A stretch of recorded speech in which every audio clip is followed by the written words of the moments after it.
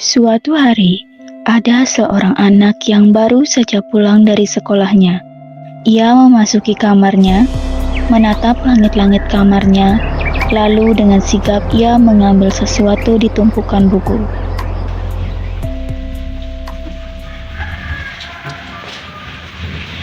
Ayah, ibu, Bunda mau tanya. Guna, ayah dan ibumu masih belum pulang. Nenek, Bunda mau tanya. Ada apa, Cu?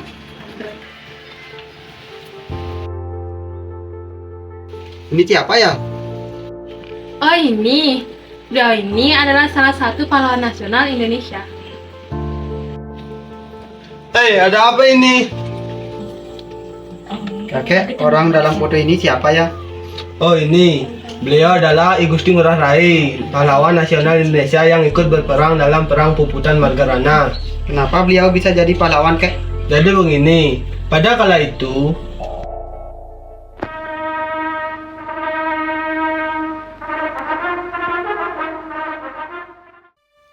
Perjanjian Linggarjati adalah kesepakatan antara Indonesia dan Belanda yang ditandatangani pada 15 November 1946 di Linggarjati, Kuningan, Jawa Barat.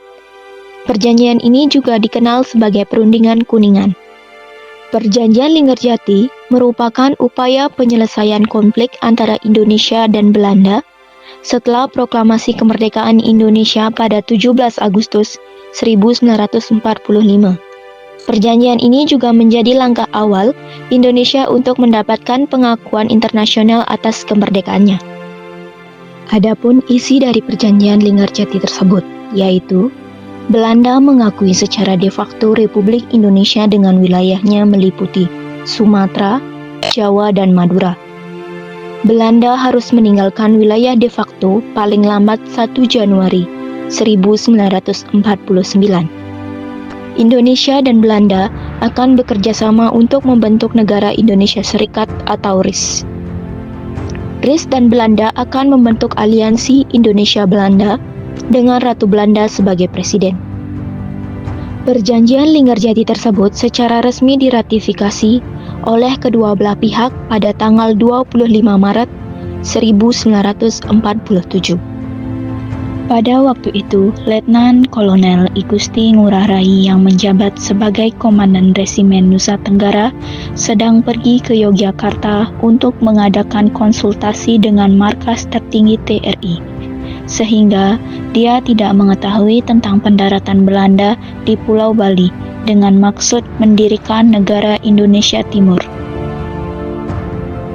Di saat masyarakat Bali sedang menjalankan aktivitasnya, tiba-tiba datanglah pasukan Belanda kurang lebih 2.000 tentara dan menguasai Pulau Bali.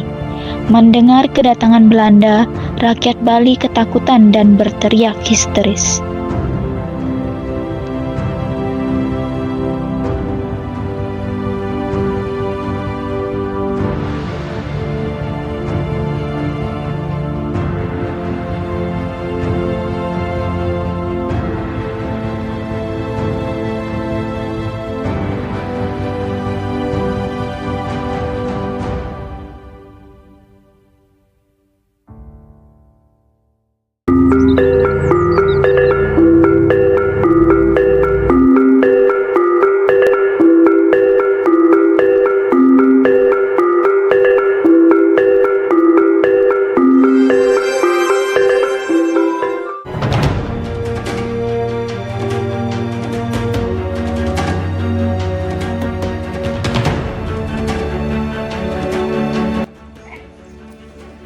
Kenapa kalian berbalas-balasan?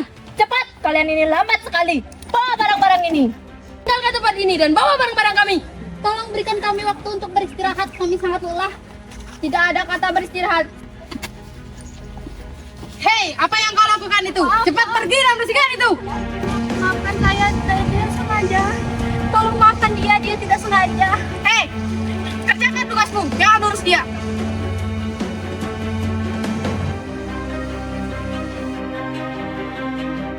Bukannya menghentikan tindakannya, pasukan Belanda malah ikut memukul warga lainnya. Mulai saat ini, pulau ini dalam milik kita. Kalian semua detik ini tunduk kepadaku. Apakah kau serius menjadikan pulau ini pulau kita, Tuan? Untuk apa Jenderal berbohong? Pulau ini akan jadi milik kita. Tidak bisakah kau diam sebentar? Saya hanya bilang yang sebenarnya. Silahkan kau urus suami. Sudah, mari kita kembali ke markas.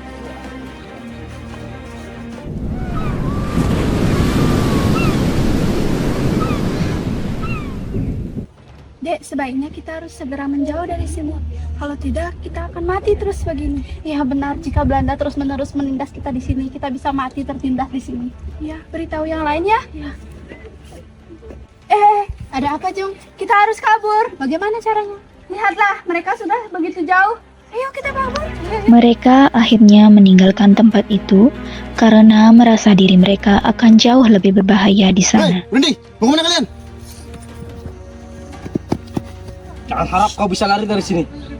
Ambilkan tali. Siap. Tolong jangan sakiti saya. Cepatkan. Kau mencoba lari. Tolong maafkan saya. Salah satu prajurit Belanda lalu mengikat Tridiswita di sebuah pohon dengan kencang, sampai Tridiswita tidak bisa melawan. Kemudian, prajurit itu dan prajurit lainnya mengikuti jenderal kembali ke markas. Setelah jenderal Belanda tersebut kembali ke markasnya, datanglah Komandan I Gusti Ngurah Rai bersama prajuritnya dari Yogyakarta. Sontak, Komandan I Gusti Ngurah Rai kaget melihat kondisi Pulau Bali yang telah didatangi oleh pasukan Belanda. Ia melihat salah satu warganya yang tersiksa di sebuah pohon.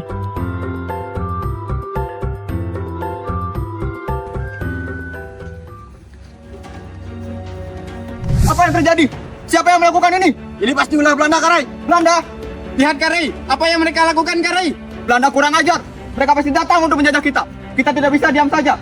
Ayo kita ke markas. Kalian, lepaskan dia dan bawa ke tempat aman. Siap, Komandan.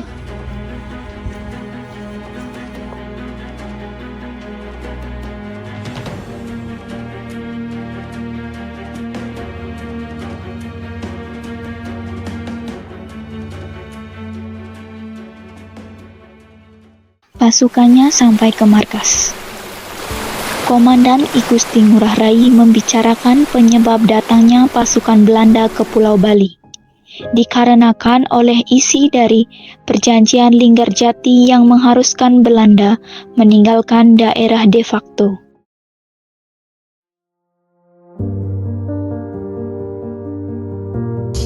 Permisi, Karai. Ya, silakan duduk.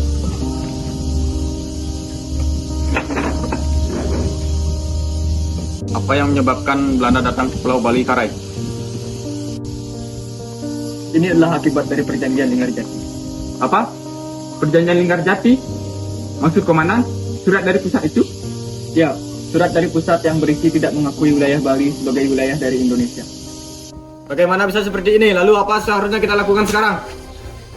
Apa ini, Komandan? Kenapa kita tidak diakui? Tenanglah, ini juga pasti ulah Belanda. Mereka pasti ingin memecah belah kita. Yang harus kita ingat adalah, meskipun kita tidak diakui sebagai wilayah Indonesia dalam perjanjian Linggarjati, tapi jiwa dan raga kita tetap Indonesia. Kita buktikan kepada pusat bahwa kita juga berjuang untuk kemerdekaan Indonesia ini. Besok kita bawa personel lebih banyak, Komandan, agar lebih jelasnya. Baiklah.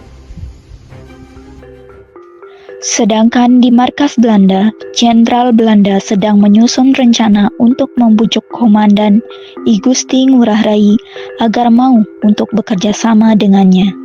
Kita harus mencari cara agar para monyet Bali itu mau bergabung dengan kita. Kenapa harus bergabung sama mereka? Mereka semua cuma alat untuk melawan satu kita. Apa untungnya bagi kita? Hah, ini namanya strategi. Sudah, saya tidak meminta kalian berdua agar tidak berkelahi di sini. Jika Bali ada di tangan kita akan lebih mudah menyerang Indonesia dari arah timur. Oh, kalau gitu tajam saja mereka, Jenderal. Atau enggak, kita bawa saja mereka ke markas. Itu yang bagus. Apa itu membujuk? Jika seperti itu, monyet Bali akan menyerang kita. Jenderal, bagaimana jika Jenderal bertemu dengan pemimpin sebenarnya mereka? Lalu, membujuk mereka agar bergabung dengan kita. Mereka itu semua orang bodoh, Jenderal. Aku pikir itu ide yang bagus. Kalau begitu, aku akan menemui mereka lewat surat. Besoknya di suatu tempat, terlihat kesibukan masyarakat tengah menyelimuti sebagian tanah di kota itu. Saat itu, Desak Putukari menghampiri salah satu pedagang di sana. Jualan canang itu. Saya borong ya. Astagfirullah, terima kasih Bu. Sebentar yang bungkus nih. Di barang ya Mbak. Astagfirullah. Setelah itu, Desak Putu segera pulang ke rumahnya. Ia segera menyiapkan makanan untuk tamu suaminya. Setelah beberapa saat, ketiga kerabat I Gusti Ngurah Rai datang ke rumahnya. Om Swastiastu, Komandan. Om Swastiastu, Bli. Mari masuk. Mari duduk, Bli. Setelah beberapa saat, prajurit I Gusti Ngurah Rai membawakan surat dari Belanda. Karai, ada surat dari Belanda. Ini Karai. Tidak. Ada apa, Komandan? Mereka mengajak kita untuk bergabung dalam pembentukan negara Indonesia Timur. Mereka pikir kita pengkhianat? Tidak. Pada keesokan harinya, Komandan I Gusti Ngurah Rai bersama pasukannya Ciung Wanara berhasil memperoleh kemenangan dalam penyerbuan ke Tang Sinica di Tabanan. Lapor Jenderal, pasukan kita telah dikalahkan oleh pasukan Bali. Para monyet Bali itu kurang ajar. Kita harus memikirkan cara untuk mengalahkan para monyet Bali itu. Bagaimana kalau kita serang balik mereka? Itu ide yang bagus. Ayo kita serang balik mereka. Siap, Jenderal.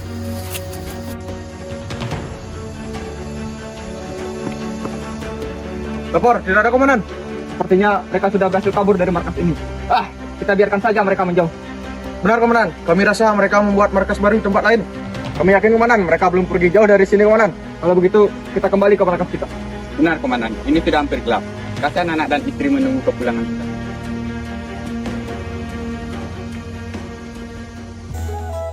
Sementara itu, Ibu Desak Putukari keluar dari rumahnya melihat tetangganya yang sedang berbicara. Kemudian, Desak Putukari menghampirinya. Ibu-ibu sekalian, bagaimana dengan kabar kalian? Cukup baik, Desak. Gimana denganmu? Hari ini saya sangat khawatir. Suami saya pergi tanpa pamit. Kemana saja dirimu sampai tidak tahu suamimu pergi?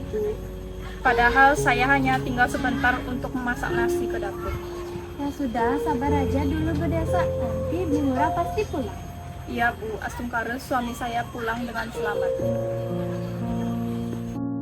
Desak Putukari sangat gelisah dan khawatir perihal sang suami belum pulang. Beberapa saat kemudian, I Gusti Ngurah Rai akhirnya tiba di rumahnya dengan muka kelelahan.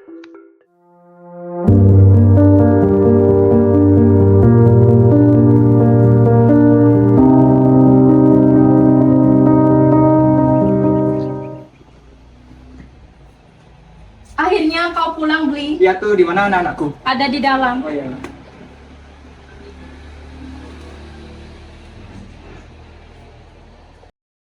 Sebelum I Gusti Ngurah Rai melakukan perjalanan panjang ke Gunung Agung, ujung timur Pulau Bali, di dalam rumahnya I Gusti Ngurah Rai berbicara kepada istrinya.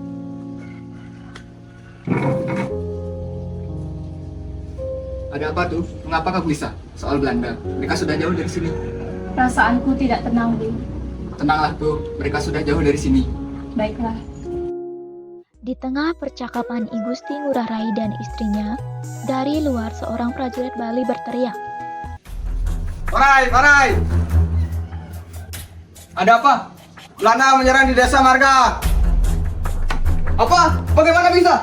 Sepertinya mereka mendapatkan pasukan bantuan. Jumlah mereka semakin banyak, bahkan lebih banyak dari pasukan kita yang telah ditambah. Sebanyak apapun pasukan mereka, kita tetap mempertahankan Pulau Bali. Yakinlah, kita pasti bisa mengalahkan mereka. Tetaplah berjuang hingga tetes darah terakhir. Siap, Karai. Aku yakin Bali masih menang dalam perang ini.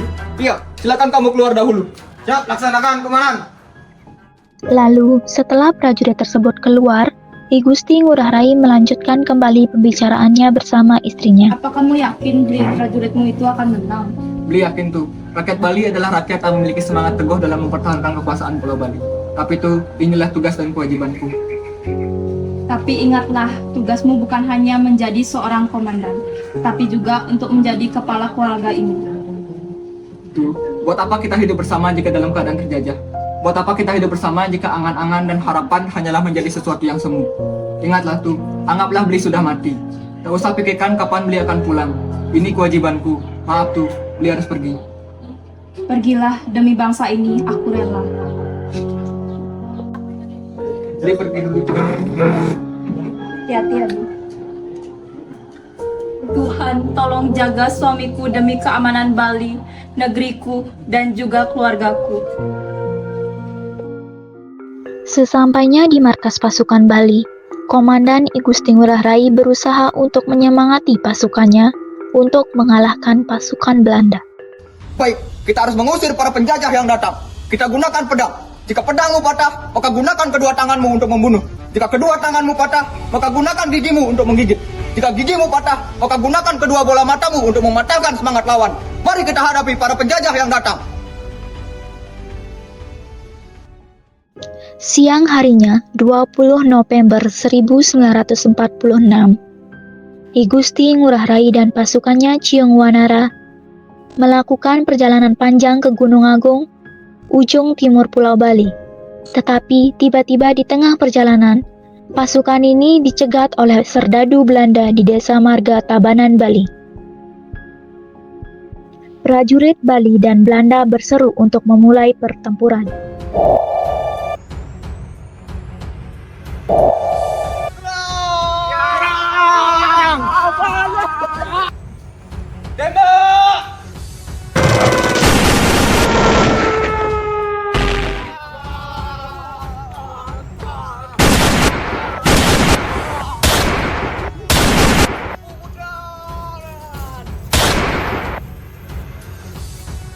Perang sampai habis atau puputan inilah yang kemudian mengakhiri hidup I Gusti Ngurah Rai.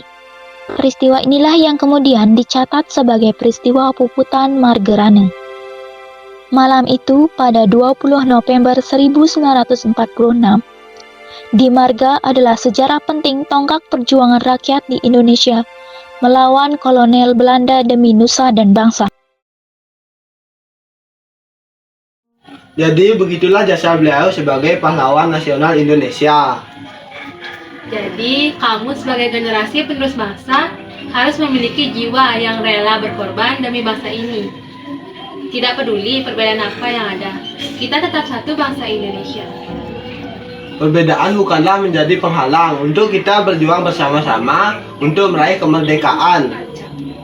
Nenek yakin kamu pasti bisa seperti para pahlawan yang berani berjuang tanpa rasa takut. Nenek, udah pasti bisa.